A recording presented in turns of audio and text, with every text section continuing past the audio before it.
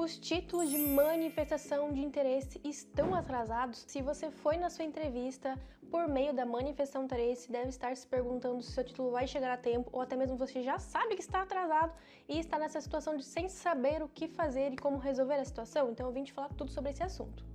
Bom, como vocês já sabem, a AIMA já faz um tempo que tem prometido resolver a situação de quem tem manifestação de interesse e que já estava aí há algum tempo esperando, né? A gente já estava naquele costume de depender de 2 a 3 anos para poder concluir o processo de AR, então eles abriram várias missões para buscar resolver o quanto antes e foi onde vieram os vários agendamentos de autorização de residência rapidamente. Você recebia um e-mail para pagar a taxa, anexava a documentação no portal, depois ia presencialmente, tirava fotografia, dados digitais e assim por diante. E depois, então chega o cartão de residência na sua casa, certo? Era para acontecer exatamente assim, mas na prática a gente tem visto a AIMA demorando de 5 a 6 meses para entregar o cartão de residência, às vezes até mais do que isso. Sendo que o prazo legal é de 90 dias úteis, então tá levando quase o dobro do tempo do que deveria. E por que isso tem acontecido? Bom, basicamente a gente tem que sempre lembrar que as pessoas que foram trazidas para fazer esse atendimento presencial, elas não têm o conhecimento técnico para avaliar a documentação apresentada. Elas só vão fazer a coleta das digitais, da fotografia, da assinatura e digitalizar um ou outro documento que esteja em falta no sistema. Então, sendo assim, a AIMA ainda precisa dos técnicos para avaliarem a documentação. E não tem mão de obra suficiente para fazer isso rápido. Então, eles avaliam a documentação, veem se está tudo certo e só depois é que vão mandar para a Casa da Moeda emitir o título de residência. Sendo assim, é normal que esteja atrasado realmente por conta da quantidade de pessoas que estão indo em entrevista. Segundo um dado publicado até mesmo em uma matéria, a AIMA estava atendendo cerca de 4.000 processos por dia. Na minha opinião, eu duvido muito que seja verdade, viu? Porque mesmo tendo essa questão da missão e trazendo vários atendentes a mais, a gente sabe que a maior parte das AIMAs, das lojas da AIMA, tem poucos atendentes. Então eles fizeram novas AIMAs, novos locais temporários, mas mesmo assim é praticamente impossível de ter tantos processos diariamente sendo atendidos. Mas vamos fingir que isso é de fato realidade, até porque eu não tenho como julgar sem ter acesso aos dados, certo? Então vamos dizer que é verdade de fato. A AIMA não teria mesmo como avaliar 4.000 processos documentais para ver se de fato aquela pessoa cumpre com os requisitos para obter a autorização. Então não é porque você foi na sua entrevista que a sua autorização vai de fato ser concedida. Não sei se você já viu alguém por aí falando sobre pendências, que é quando você recebe um e-mail da AIMA pedindo documentos extras ou novos documentos dos que você já levou. Isso acontece porque quando você protocola online, ou quando você reprotocola os documentos quando é solicitado por e-mail, ou quando você vai presencialmente nessa entrevista, a pessoa que lidou com a sua documentação não fez essa análise. E esse atendente, do qual você não vai ter contato, é quem avaliou e viu essa deficiência processual.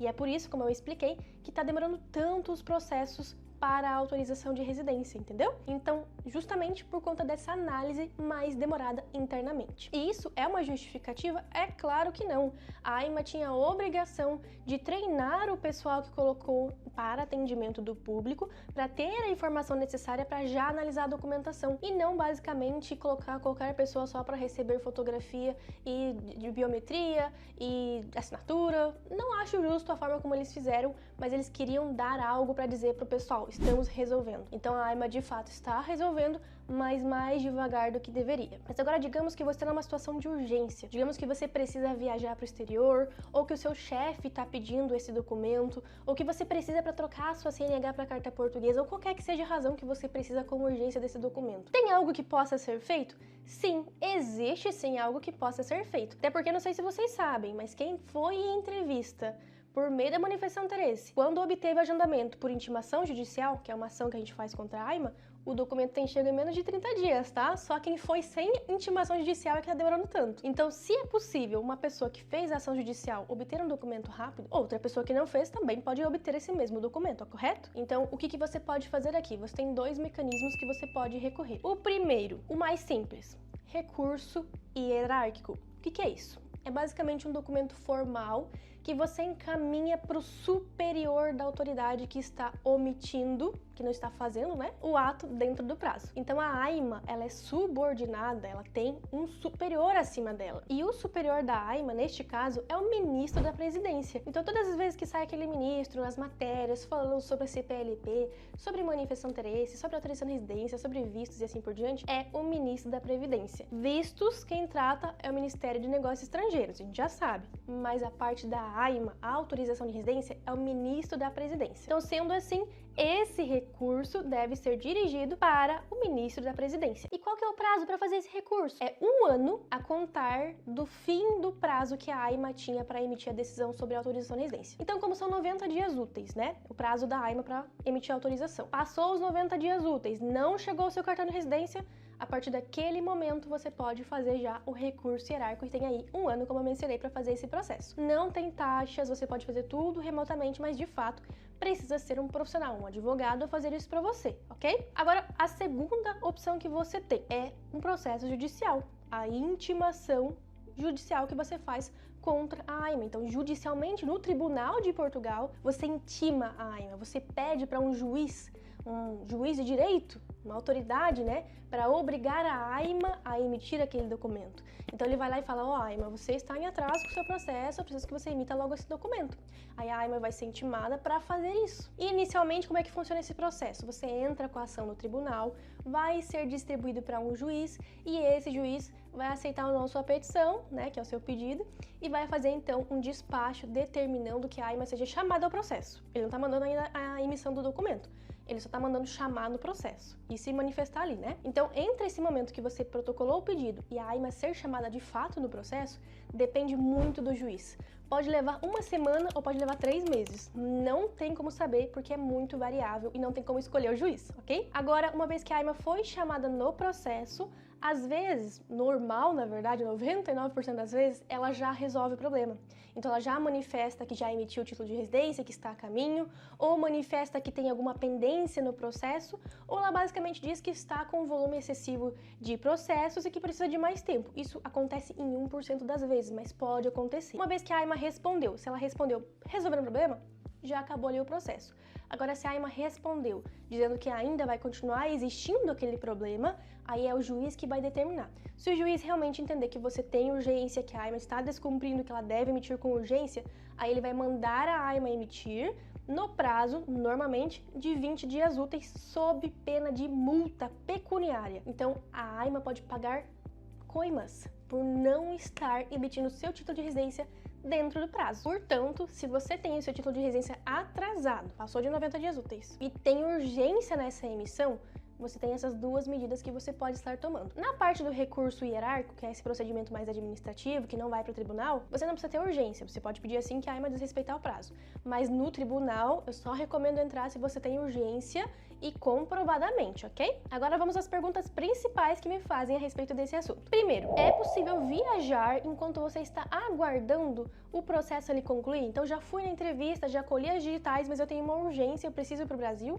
Ou eu tenho uma viagem a lazer mesmo, marcada para fora de Portugal. Eu posso viajar? Por lei, o único documento que te torna residente legal é o seu título de residência. Isso está previsto em lei no artigo 70, número 1, que fala o seguinte: o título de residência é individual e é o único documento de identificação apto a comprovar a qualidade de residente legal em território português. Isso está no Decreto Regulamentar 84 de 2007, que é o que regulamenta a Lei dos Estrangeiros, que é a Lei 23 de 2007. Então, nesse artigo já deixa claro que o único documento que te torna residente legal não é aquele papel que você recebeu no dia que você foi na AIMA e nem mesmo o protocolo da sua manifestação de interesse, mas sim o seu título de residência. Até porque você ter ido na AIMA não comprova que você é residente legal, comprova que você tem um pedido de autorização de residência em andamento. Então você pediu, você apresentou tudo o que tinha que apresentar, coletou as digitais, a assinatura, a fotografia e agora aguarda a análise para ver se você realmente tem esse direito,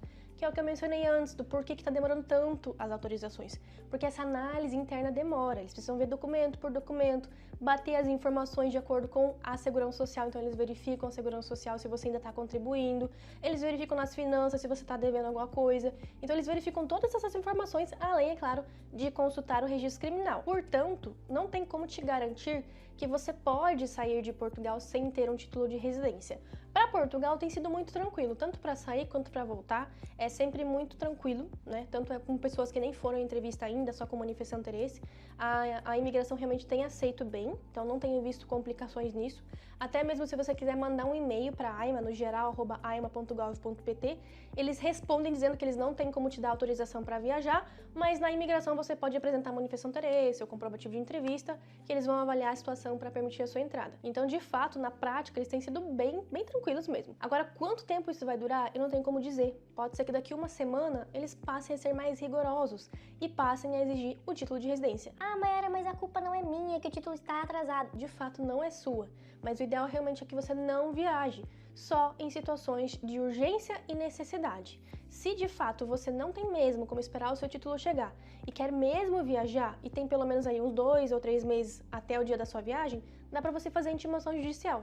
Lembrando, desde que você tenha o título atrasado, tá? E aí com a intimação judicial você tem algo a mais para dizer na imigração. Então não só eu tô com o meu documento atrasado, como eu tô com um processo contra a AIMA para obrigar essa emissão o quanto antes. Então você tem fundamentos aqui para defender essa sua entrada de volta em Portugal. Além disso, é sempre importante lembrar do país destino. Então não tem como garantir que o país destino vai aceitar te considerar residente legal. Então se você quer viajar, que seja realmente por extrema necessidade, porque sim, existe o risco sim de você não ser aceito no país destino e até mesmo de passar complicações no retorno, ok? Outra pergunta que me fazem é possível já reagrupar minha família? Eu tenho esposa, marido, filhos, sogro, sogra, pai, mãe, tenho que reagrupar minha família. Pode já reagrupar? Não é possível já reagrupar. Reagrupamento familiar deve ser solicitado depois que o seu título de residência chegar. Existe um artigo na legislação que permite você solicitar o reagrupamento familiar em simultâneo. Então, no dia que você vai na entrevista, você pede a sua autorização e em simultâneo, no mesmo momento, você já pede o reagrupamento familiar, certo?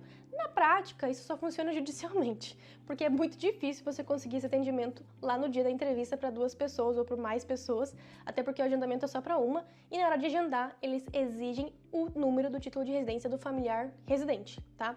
Então, enquanto você ainda não tem a sua autorização em mãos, não dá para reagrupar. Espera chegar a autorização, depois você reagrupa a família. Se você quiser tentar uma medida judicial aí para obrigar o agendamento de reagrupamento familiar, até dá para tentar. Não temos casos concretos que deu certo isso, não tentamos também. Como eu falei, a legislação tem um artigo que fala que dá para pedir em simultâneo, mas na prática não tem como garantir que isso vai dar certo. Eu não recomendo. Recomendo esperar, ok? Eu sei que é complicado esperar porque a família vai estar ilegal enquanto aguarda, mas realmente não tem uma solução prática aqui.